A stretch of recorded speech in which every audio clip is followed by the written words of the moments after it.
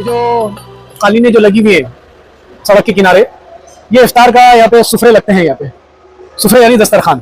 और ये देखिए मस्जिद जिन की शॉर्ट बातें यहाँ पे लिखी हुई है। ये इसका स्कैनर कोड भी है। सूरह जिन आयत नंबर 1 यहाँ पे इसका जिक्र किया गया है। जो कुरान की जो आयत मैंने तिलावत की तो यहाँ पे उसका जिक्र किया गया है। और यहाँ पर ये सुफरे जो लगते हैं, ये रमज़ान महीने में इफ्तार के यहाँ पे सुफरे लगते हैं पूरे। तो देखने ऐसा मंजर होता है माशाल्लाह माह रमज़ान में।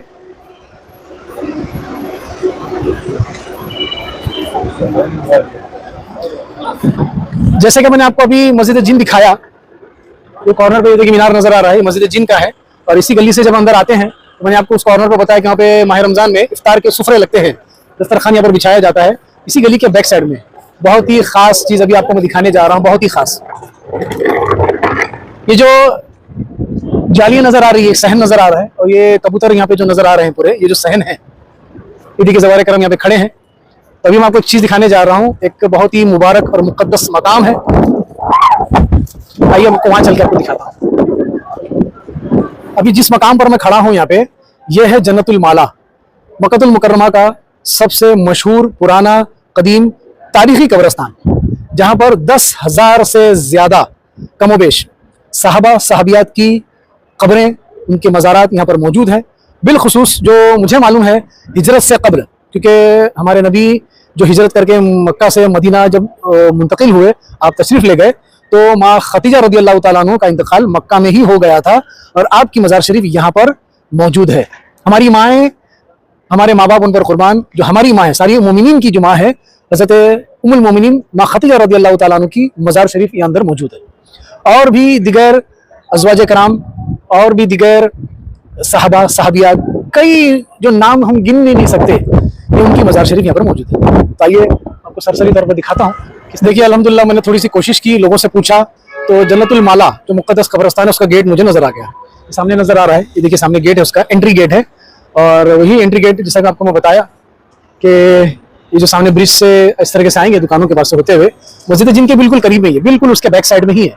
तो ये कब्रिस्तान के अंदर चलने की कोशिश करते हैं, जहाँ तक जा सके वहीं तक जाना चाहिए, ज़्यादा आगे जाने की ज़रूरत नहीं है जज्बात में, क्योंकि यहाँ पे साहबा की कब्रें हैं, साहबा साहबियात की कब्रें हैं।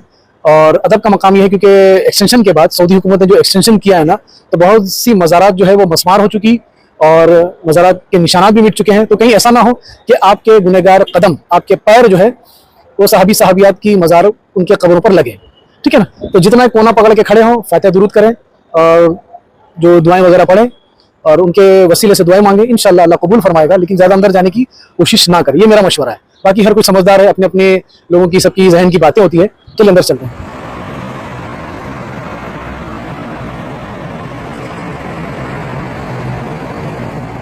तो देखिए यहाँ पे बोर्ड लगा हुआ है मकबरतुल मुअल्ला, यहाँ पे सामने बोर्ड लगा हुआ है। और देखिए जदीद तौसीह यहाँ पे भी इसका लिखा हुआ है, सन 1383 1383।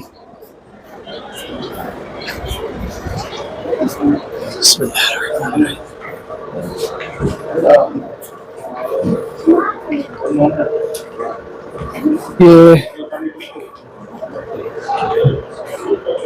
फ्री है क्या पानी का? फ्री है पानी का, माशाअल्लाह, जज़ाकल्लाह जज़ाकल्लाह।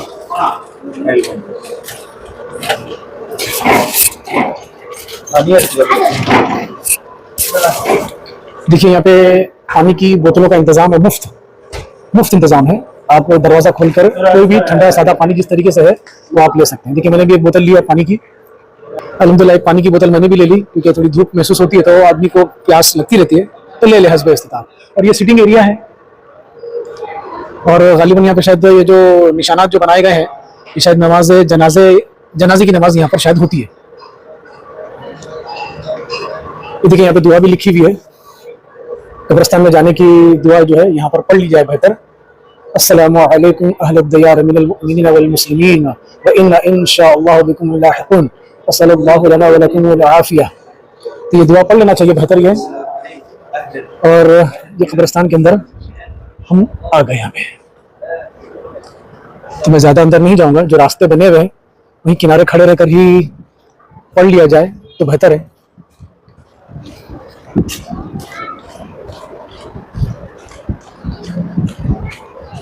सल्लल्लाहु अलैहि वसल्लम। चलो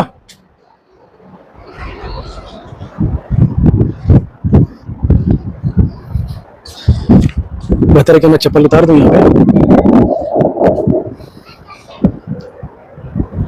बड़ा वसी कब्रिस्तान, ये जो रास्ता नजर आ रहा है ना, ये जो रास्ता जो नजर आ रहा है, ये पूरा ये जो रास्ता पूरा जो नजर आ रहा है एंड तक, और वहां से भी रास्ते बने हुए। ये देखिए लोग जा रहे हैं वहां से, ये देखिए कुछ लोग जा रहे हैं वहां से।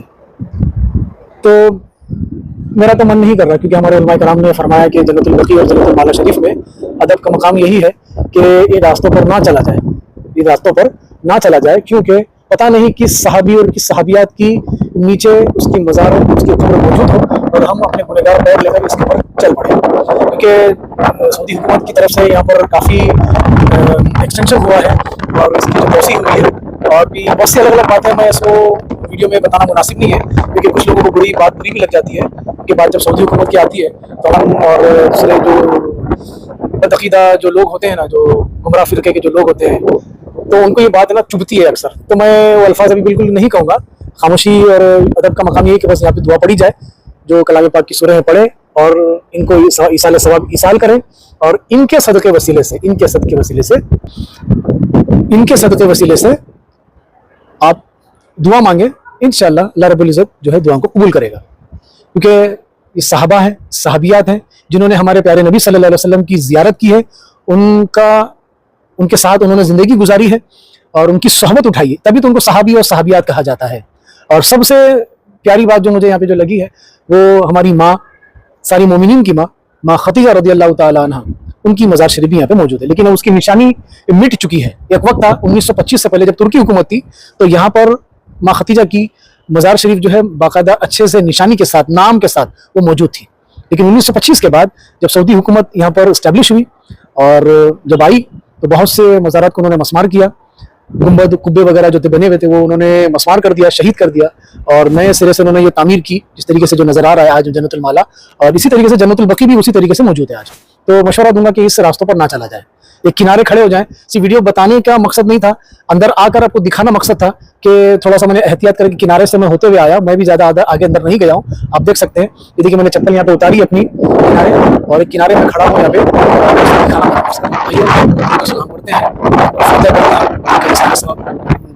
पेश करके, और इनके वसीले से, क्योंकि कुरान में मौजूद है कि अल्लाह की बारगाह में वसीला तलाश करो, है ना। सूरह माइदा में इसकी आयत नाज़िल हुई है कि अल्लाह की बारगाह में वसीला तलाश करो, तो हम आए हैं वसीला तलाश करने के लिए। बेशक दुआ अल्लाह रब्बुल इज़्ज़त ही कबूल करता है। बदअकीदों को मैं बताना चाहता हूँ, अगर मेरा कोई वीडियो, ये मेरा वीडियो अगर कोई बदअकीदा गुमराह, और नाम नहीं लूँगा किसी भी फिरके का, जो बदअकीदा होते हैं वो समझ जाते हैं कि अगर ये मेरा वीडियो कोई देखता है, तो मैं ये समझाना चाहता हूँ कि दुआ अल्लाह ताला ही कबूल करता है, लेकिन वसीला इनका मांग कर अल्लाह से ही दुआ मांगी जाए, तो इंशाअल्लाह उम्मीद है कि अल्लाह ताला इनके वसीले से दुआ कबूल करेगा। ठीक है, आइए दुआ पढ़ते हुए रुखसत होते हैं।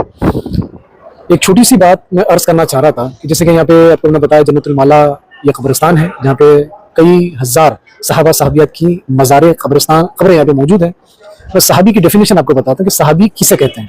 सहाबी उस शख्स को कहते हैं जो हालत ईमान में हुजूर सल्लल्लाहु अलैहि वसल्लम की ज़ियारत की, आपकी सोहबत उठाई और ईमान की हालत में ही दुनिया से रुखसत हो गई, उसे सहाबी कहा जाता है। अब वो सहाबी हो या सहाबियात हो, मेल फीमेल कोई भी हो, चाहे अगर एक सहाबी जो अदना दर्जे का भी जो सहाबी है, अदना दर्जे के जो सहाबी हैं, वो होते हैं कि जिन्होंने ईमान की हालत में हमारे नबी की ज़ियारत की, उनका शर्फ हासिल किया, उनकी सोहबत उठाई, और मैदान जंग में शामिल होकर उन्होंने शहादत भी हासिल की। कोई अमल नहीं किया, ना रोज़ा रखा, ना नमाज पढ़ी, ना हज किया, ना ज़कात दिया, कोई भी अमल नहीं किया। यहाँ पर ईमान लाए, हुजूर की ज़ियारत की, हुजूर का हुक्म पाते ही मैदान जिहाद में उतरे और शहीद होकर शहादत के मर्तबे से सरफराज हुए और दुनिया से रुखसत हो गए।